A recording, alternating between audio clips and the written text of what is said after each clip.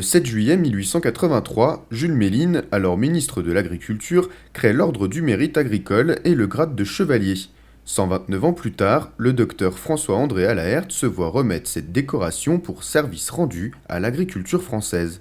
C'est un grand honneur de la recevoir, ça fait beaucoup d'émotion parce que c'est aussi quelque part la concrétisation ou la reconnaissance d'un parcours où parfois on n'est pas toujours suivi et que lorsque brusquement l'ensemble des autorités vous disent que ce que vous avez fait c'est pas mal, eh bien ça fait chaud au cœur. Vin et cassis sont-ils vasculoprotecteurs? Voici le colloque organisé par le docteur Allaert lui ayant valu l'attribution de cet insigne symbolique. Un thème aux couleurs de la Bourgogne et important pour bon nombre de représentants de notre région. Vous savez, moi je souhaite une région qui soit à la fois innovante, entreprenante et solidaire. Innovante et entreprenante, voilà deux qualificatifs que je peux donner aujourd'hui à François-André Allaert. Vous avez vu la formation qu'il a, médecin, pharmacien, chercheur, et dans le même temps exportateur. Il avait anticipé en créant une première entreprise, Seine Nutriments, qui agit dans l'évaluation de la qualité des aliments. Nous sommes dans le même temps en total rapport avec le pôle de compétitivité Vitagora. Et c'est dans ce domaine que François-André Allaert a investi.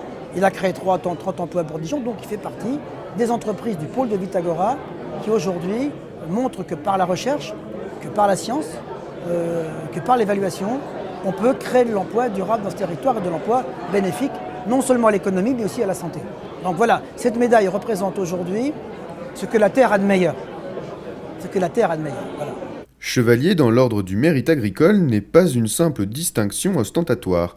Elle adoube les résultats déjà apportés et affirme sa grande confiance dans les projets à venir. Ce qui me paraissait important, c'est de rappeler le caractère extrêmement symbolique de cette médaille agricole et le fait qu'elle n'a pas perdu du prestige qui est la sienne. Ce qui veut dire que faire en sorte que quelqu'un soit récompensé par ce mérite agricole, c'est distinguer non seulement ce qu'il a fait par le passé, mais aussi les promesses de ce qu'il est capable de faire pour l'avenir. Donc je pense que pour la Bourgogne, c'est important d'avoir quelqu'un qui s'est engagé de la façon dont s'est engagé le récipiendaire et est capable de rayonner sur toute la Bourgogne grâce à ce qu'il a fait, notamment dans le domaine viticole. Une réaction? Un témoignage? Commentez ce reportage sur dijonsanté.fr.